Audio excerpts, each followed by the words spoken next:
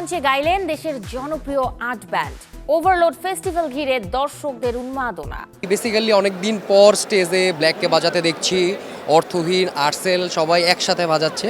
এই গরমে অনেক স্বস্তিতে একটা কনসার্ট দেখতে পারতেছি, আলহামদুলিল্লাহ। উদ্বোধন হলো জুলাই আন্দোলনে শহীদদের স্মরণে স্মরণ সভা ও অডিও ভিজুয়াল।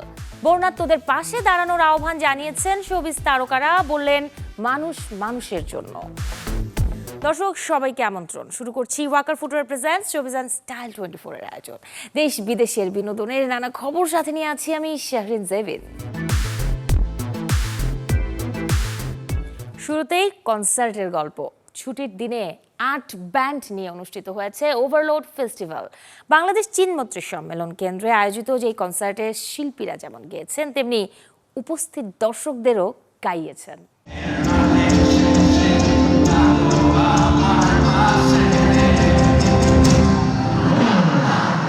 দীর্ঘদিন পর এক মঞ্চে দেশের শীর্ষ 8টি ব্যান্ড, হাজারো রক মিউজিক প্রেমীদের উচ্ছ্বাস আর গিটারের সুরে রাজধানীর আগারগাঁওয়ে বাংলাদেশ চীনমৈত্রী সম্মেলন কেন্দ্রে বসেছিল ওভারলোড ফেস্টিভ্যাল। ক্রাউড খুবই এনজয় করছে, সো আমাদের সবার জন্য অনেক ভালো লাগে একটা ফিলিং, বিকজ আমরা সবাই যারা বড় হয়েছি এবিসি জেনারেশনকে দেখেই বড় হয়েছি। জান ভাইও তখন ছোটই ছিল, এখনও ছোটই আছে। অনেকদিন পর এরকম একটা জোস লাইন আপে একটা কনসার্ট হলো, অনেক ভালো লাগছে। অফকোর্স শোটা জোস ছিল, ক্রাউড অনেক ফাটাফাটি।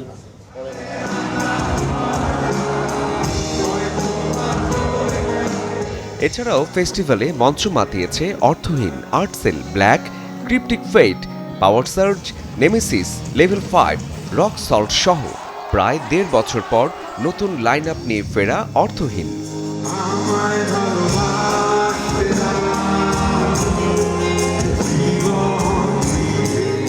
প্রথমবারের মতো ট্যুরিং ভোকাল হিসেবে বখতিয়ার হোসেনকে নিয়ে ওভারলোড ফেস্টিভ্যালে পারফর্ম করেছে আর্টসেল, যাদের সাথে গলা মিলিয়েছেন হল ভর্তি দর্শক। কারণ আমি বেসিক্যালি অনেকদিন পর স্টেজে ব্ল্যাককে বাজাতে দেখছি, অর্থহীন, আর্টসেল সবাই একসাথে বাজাচ্ছে।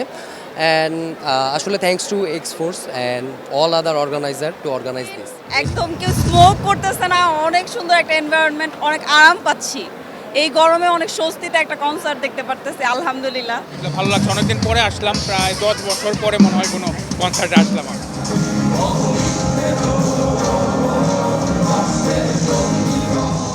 একের পর এক জনপ্রিয় গানে রাত বাড়ার সঙ্গে সঙ্গে জমে ওঠে ওভারলোড ফেস্টিভ্যাল। লাইভ ওয়েব এন্টারটেইনমেন্টের আয়োজনে এই কনসার্ট বহুদিন পর যেন হয়ে ওঠে রক মিউজিক লাভারদের জন্য get together. Desk report, Channel 24। July শহীদদের আত্মত্যাগ আর বীরত্বের স্মৃতিকে অম্লান রাখতে অনুষ্ঠিত হলো এক বিশেষ স্মরণ সভা ও অডিও ভিজুয়াল প্রকাশনা সিরিজের উদ্বোধনী অনুষ্ঠান। 11 জুলাই শনিবার জুলাই শহীদ স্মৃতি ফাউন্ডেশনের উদ্যোগে এই গৌরবময় অনুষ্ঠানের আয়োজন করা হয়। অনুষ্ঠানের মূল লক্ষ্য ছিল 2024 সালের গণঅভ্যুত্থানের সত্য ইতিহাস এবং আহত ও শহীদদের সংগ্রামকে অডিও ভিজুয়ালের মাধ্যমে নতুন প্রজন্মের দোরগোড়ায় পৌঁছে দেওয়া। একই সাথে প্রকাশ করা হয় ফাউন্ডেশনের অফিসিয়াল থিম সং ওগো আমার বাংলাদেশ। অনুষ্ঠানে প্রধান অতিথি হিসেবে উপস্থিত ছিলেন শহীদ জাবির ইব্রাহিমের মা, মাননীয় সংসদ সদস্য রোকেয়া বেগম। এছাড়াও উপস্থিত ছিলেন বিশিষ্ট ব্যক্তিবর্গ এবং জুলাইয়ের আহত যোদ্ধা ও শহীদ পরিবারের প্রতিনিধিরা। বক্তারা জুলাইয়ের চেতনা ধারণ করে একতাবদ্ধভাবে দেশের কল্যাণে কাজ করার গভীর প্রত্যয় ব্যক্ত করেন। পাহাড়ি ঢল সাথে টানা ঝুম বৃষ্টিতে বন্যা দেখা দিয়েছে দেশের বিভিন্ন জায়গায়। এতে চরম ভোগান্তিতে সাধারণ মানুষ। এমন বাস্তবতায় সবাইকে বন্যা কবলিত মানুষদের পাশে দাঁড়ানোর আহ্বান জানিয়েছেন শোবিজ অঙ্গনের তারকারা। ফেসবুক স্ট্যাটাসে বললেন, মানুষ মানুষের জন্য।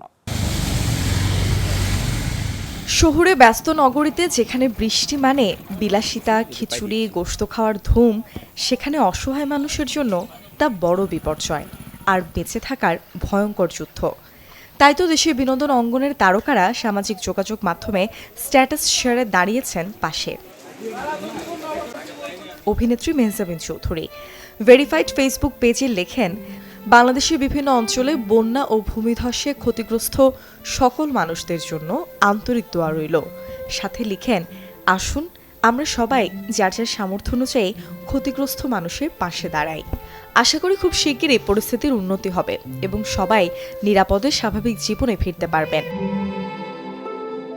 এদিকে আরেক জনপ্রিয় অভিনেত্রী তটিনী লিখেছেন, চট্টগ্রাম, কক্সবাজার, বান্দরবান, সিলেট, হবিগঞ্জ সহ দেশের 7 জেলা এখন পানির নিচে। হাজারো ঘরবাড়ি তলিয়ে গেছে। মানুষ ছাদে আশ্রয় কেন্দ্রে না খেয়ে দিন কাটাচ্ছে।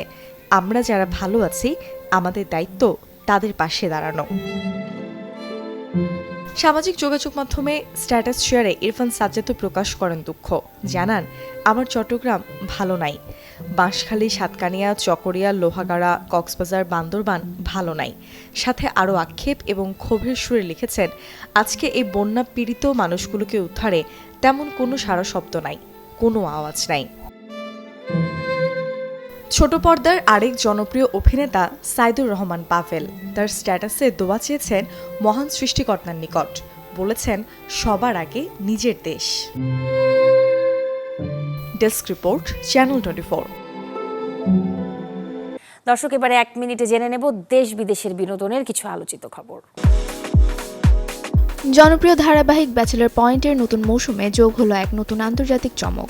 সদ্য মুক্তি পাওয়া ব্যাচেলর পয়েন্টের সিজন 5-এর চ্যাপ্টার 13-তে যুক্ত হয়েছেন নেপালি মডেল ও অভিনেত্রী রাজশ্রী থাপা। যেদিন প্রেমের শুরু, সেদিনই বিয়ে করলেন বলিউড অভিনেত্রী আকাঙ্ক্ষা রঞ্জন ও নির্মাতা শরণ শর্মা। ঘরোয়া আয়োজনে গেল শনিবার মুম্বাই পরিবার পরিজনের উপস্থিতিতে তাদের বিয়ের আনুষ্ঠানিকতা সম্পন্ন হয়। কনসার্টের মঞ্চে বাগদানের ঘোষণা দিলেন ধুরন্ধরের সারা রাত খ্যাত গায়িকা জেসমিন স্যান্ডলাস। পারফর্ম করার এক ফাঁকে নিজের আঙুলের আংটি দেখান তিনি। মারা গেছেন দক্ষিণ ভারতীয় সঙ্গীত জগতের কিংবদন্তি কণ্ঠশিল্পী এস জানকী।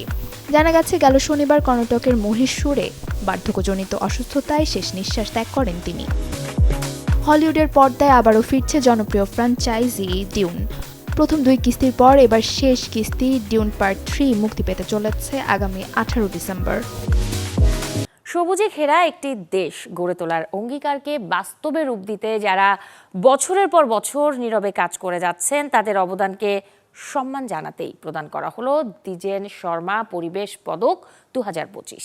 জীব বৈচিত্র্য সংরক্ষণ, পরিবেশ গবেষণা, বৃক্ষরোপণ এবং পরিবেশ সচেতনতা বৃদ্ধিতে অসামান্য অবদানের স্বীকৃতি স্বরূপ 6 জন ব্যক্তি ও একটি প্রতিষ্ঠানকে এই মর্যাদাপূর্ণ সম্মাননা দিয়েছে ব্র্যাক ব্যাংক ও তরু পল্লব। গেল শুক্রবার রাজধানীর বাংলা একাডেমিতে আয়োজিত অনুষ্ঠানে প্রধান অতিথি হিসেবে বিজয়ীদের হাতে পদক তুলে দেন পরিবেশ, বন ও জলবায়ু পরিবর্তন মন্ত্রী আব্দুল আওয়াল মিন্টু। অনুষ্ঠানে বিশেষ অতিথি ছিলেন অর্থ মন্ত্রণালয়ের আর্থিক প্রতিষ্ঠান বিভাগের সচিব নাজমা মোবারেক।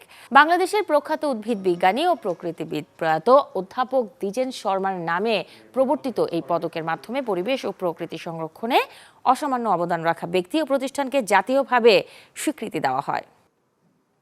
বলিউডে বন্ধুত্বের গল্প নিয়ে আসছে নতুন সিনেমা তেরা ইয়ার হুমে। মিলাপ মিলান জাভেরির পরিচালনায় এই ছবিটি প্রেক্ষাগৃহে আলোর মুখ দেখবে আসছে 24 জুলাই। ভালোবাসা কখনো শুধু দুজন মানুষের গল্প নয়, তার সঙ্গে জড়িয়ে থাকে বন্ধুত্ব, পরিবার, বিশ্বাস আর নিজেকে প্রমাণ করার এক নিঃশব্দ লড়াই। সেই আবেগের রঙেই রাঙানো হয়েছে মিলাপ মিলন জাভেরির নতুন ছবি তেরা ইয়ার হুমে। সদ্য প্রকাশিত যে ট্রেইলারে ধরা পড়ল হাসি, প্রেম আর পারিবারিক টানাপোড়েনের মিশেল। এই ছবির মাধ্যমে বড় পর্দায় অভিষেক হচ্ছে অমনীন্দ্র কুমারের। তার বিপরীতে রয়েছেন আকাঙ্ক্ষা শর্মা। ট্রেইলারে দেখা যায় প্রিয় মানুষটির মন জয়ের পাশাপাশি তার পরিবারের আস্থা অর্জনের জন্য 1 মাসের সময় হাতে নিয়ে প্রেমিকার বাড়িতেই থাকতে শুরু করেন অমনের চরিত্র। আর সেই 1 মাসেই শুরু হয় হাসি, ভুল বোঝাবুঝি, আবেগ আর সম্পর্কের নানা পরীক্ষার গল্প।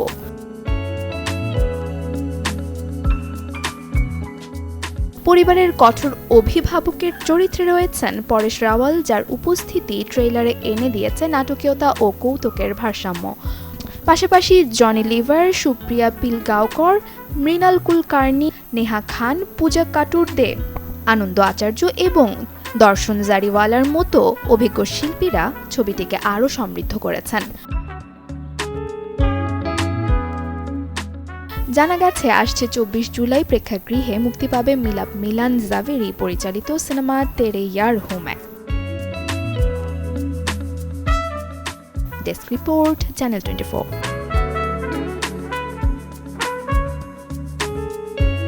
হলিউডে আসছে নতুন হরর থ্রিলার ক্রুয়েল হ্যান্ডস, যেটি পরিচালনা করেছেন নির্মাতা আল খালিক। 24 জুলাই প্রেক্ষাগৃহে মুক্তির অপেক্ষা আছে এই সিনেমাটি। ছবির গল্পে দেখা যাবে 2019 সালে অস্ট্রেলিয়ার ইতিহাসের সবচেয়ে ভয়াবহ বিধ্বংসী ব্ল্যাক সামার নামক বুশফায়ারের চিত্র। এ সময় মারিয়া নামের এক তরুণীর লড়াই ঘিরেই জমে উঠবে সিনেমার কাহিনী। মারিয়া তার অত্যাচারী স্বামীর হাত থেকে নিজেও তার 12 বছর বয়সী সন্তানকে বাঁচাতে ঘর ছেড়ে পালিয়ে এক জনমানবহীন পরিত্যক্ত ফার্ম হাউসে আশ্রয় নেয়। কিন্তু তাদের এই চরম সংকটের মাঝে চারপাশের বনাঞ্চলে ভয়ানক দাবানল ছড়িয়ে পড়ে।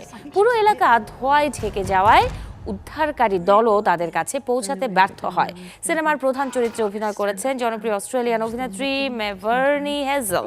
পাশাপাশি আরও গুরুত্বপূর্ণ সব চরিত্রে আছেন ডিজেলা টুরাকা ও জশ ম্যাককনভিল সহ আরও অনেকেই। দর্শক, এতক্ষণ ছিলাম বিনোদনের নানা খবরে। এবারে জীবনযাপনের গল্প দেখব, লাইফস্টাইলের কিছু আপডেট।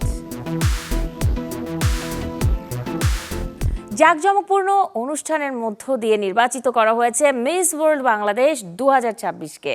শনিবার বিজয়ীর মাথায় তুলে দেওয়া হয় মুকুট। আসছে 75তম মিস ওয়ার্ল্ড ফেস্টিভ্যালে বাংলাদেশের প্রতিনিধিত্ব করবেন বিজয়ী। Our Miss World Bangladesh 2026 is Miss Samanzar Syed. দীর্ঘ অপেক্ষার অবসান, অবশেষে মিস ওয়ার্ল্ড বাংলাদেশ 2026 নির্বাচিত হলেন সামানজার সাইদ। এবার বিশ্ব মঞ্চের পালা। বাংলাদেশের হয়ে ভিয়েতনামে বিভিন্ন দেশের প্রতিযোগীদের সাথে লড়বেন এই সুন্দরী। শুধু বাহ্যিক কিংবা অভ্যন্তরীণ সৌন্দর্য নয়, এবার প্রতিযোগীদের প্রজেক্টের ওপর নির্ভর করে নির্বাচন করা হয়েছে বিজয়ীকে। মূল দর্শন ছিল বিউটি উইথ এ পারপাস, যেখানে চ্যাম্পিয়ন গুরুত্ব দিয়েছেন বিভিন্ন স্বাস্থ্য সচেতনতার উপর। আমাদের যখন একটা পজিটিভ মাইন্ডসেট থাকে, পজিটিভিটি অনলি ম্যানিফেস্টস মোর পজিটিভিটি, পজিটিভিটি অনলি অ্যাট্রাক্টস মোর পজিটিভিটি। আমরা যখন পজিটিভভাবে চিন্তা করি, আমরা পজিটিভ জিনিস খুঁজে বের করি আমাদের আশেপাশে। So first thing that I prepared is having a positive mindset. বিভিন্ন ধাপ পেরিয়ে এবার গ্র্যান্ড ফিনালেতে জায়গা করে নেন 5 প্রতিযোগী। চূড়ান্ত পর্বে প্রশ্নোত্তরে আত্মবিশ্বাসী ও পরিপক্ক উত্তর দিয়ে বিচারকদের মুগ্ধ করেন প্রতিযোগীরা। প্রথম রানার আপ হয়েছেন স্বাগতা সাহা ঐশী এবং দ্বিতীয় রানার আপ লাবিবা মঞ্জুর। আমার জায়গা থেকে চেষ্টা করেছে আমার যত ভুল ত্রুটি ছিল সেগুলো ওরা যাতে কারেক্ট করে, ওদেরকে সেগুলো শেয়ার করে এবং আমার এক্সপিরিয়েন্স ওদের সাথে শেয়ার করেছি। And I feel like they are amazing. প্রত্যাশা বরাবরের মতোই অনেক। আমরা চাই যে আমাদের মেয়ে অনেক অনেক দূরে যাক। আশা করছি যে এবারও সামানজার অনেক দূর এগিয়ে নিয়ে যাবে, বাংলাদেশকে প্রপারলি রিপ্রেজেন্ট করবে, যেভাবে করে আমরা আশা করি যে আমাদের মেয়েরা রিপ্রেজেন্ট করুক। আগামী 9 আগস্ট ভিয়েতনামের হোচিমিন সিটিতে শুরু হবে 75তম মিস ওয়ার্ল্ড ফেস্টিভ্যাল। প্রতিযোগিতার গ্র্যান্ড ফিনালে অনুষ্ঠিত হবে 5 সেপ্টেম্বর, যেখানে বাংলাদেশের হয়ে অংশ নেবেন নতুন Miss World Bangladesh Samanjar Saeed. Gazi Anis, Channel 24, Dhaka. অভিনয় তো বটেই, ফ্যাশনের লাইফস্টাইলেও সবার নজর কাড়েন অভিনেত্রী মেহজাবিন চৌধুরী। এবারে তিনি হাজির হয়েছিলেন রাজধানীর মিরপুর 10-এ। উপলক্ষটা ছিল দেশীয় ফ্যাশন ব্র্যান্ড ওশান লাইফস্টাইলের দ্বিতীয় শোরুম উদ্বোধন। নারী পুরুষের ফ্যাশনে দেশীয় নানা কালেকশনে বছর 2 আগেই যাত্রা শুরু করেছে এই লাইফস্টাইল ব্র্যান্ডটি। দেশীয় নানা ডিজাইনের পোশাক, গাউন, শাড়ি, সালোয়ার কামিজ সহ বিভিন্ন ফ্যাশন আইটেম ও অ্যাক্সেসরিজ কালেকশন দিয়ে অর্জন করেছে ক্রেতার সন্তুষ্টি। মিরপুরে যাত্রা শুরুর দিনের আয়োজনে মেহজাবিন অংশ নেন কেক কাটার আয়োজনে, সাথে পরিদর্শন করেন শোরুম এবং কথা বলেন ফ্যাশন ও লাইফস্টাইল প্রসঙ্গে। ঢাকায় ফ্রান্সের সংস্কৃতি কেন্দ্র আলিয়াস ফ্রান্সেসের লা গ্যালারিতে শুরু হয়েছে শিল্পী মহিউদ্দিন আহমেদের একক চিত্র প্রদর্শনী, যার শিরোনাম অন্তর্গত প্রতীতি। সমাজ ও সভ্যতার মূলে পরিবেশ বিপর্যয়ের দিকটি উঠে এসেছে তার চিত্রকর্মে। তার প্রথম এই সলো এক্সিবিশনে স্থান পেয়েছে প্রায় 100 খানেক চিত্রকর্ম, যার বেশিরভাগ ছবি পেন অ্যান্ড ইঙ্কে করা। এছাড়াও পেন্সিল, জল রং, অ্যাক্রিলিক ও মিক্সড মিডিয়ার কাজও রয়েছে। শিল্পী মহিউদ্দিন আহমেদ তার এই প্রদর্শনী দিয়ে সমাজ ও রাষ্ট্রকে বার্তা দিতে চেয়েছেন যে সমাজের সংকটের মূলে রয়েছে পরিবেশ বিপর্যয়। প্রদর্শনী চলবে 15 জুলাই পর্যন্ত, প্রতিদিন বেলা 3টা থেকে রাত 8টা পর্যন্ত। অনুষ্ঠানে প্রধান অতিথি হিসেবে উপস্থিত ছিলেন খ্যাতিমান চিত্রশিল্পী রফিকুন নবী। এছাড়াও উপস্থিত ছিলেন চিত্রশিল্পী স্বপন আচার্য, কবি শিশির মল্লিক এবং গণমাধ্যম ব্যক্তিত্ব লতিফুল মতিন মিঠু।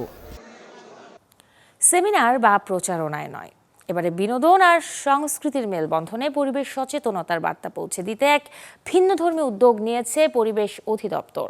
7 দিন ব্যাপী যে আয়োজনে থাকছে পরিবেশ বান্ধব সব প্রযুক্তির প্রদর্শনী আর সাংস্কৃতিক আয়োজন।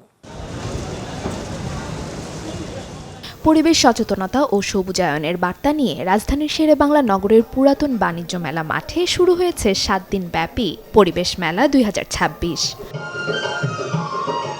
পরিবেশ অধিদপ্তরের এই যুগোপযোগী আয়োজনে প্রথম দিনেই ছিল দর্শনার্থীদের সরব উপস্থিতি।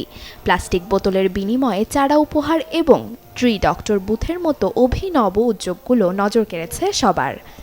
বাসাবাড়ির বর্জ্য থেকে জৈব সার তৈরির প্ল্যান্ট আমাদের এই প্রজেক্ট, এবং সেই প্রজেক্ট থেকে আমরা আজকে মেলা স্টলের জন্য আসছি এখানে।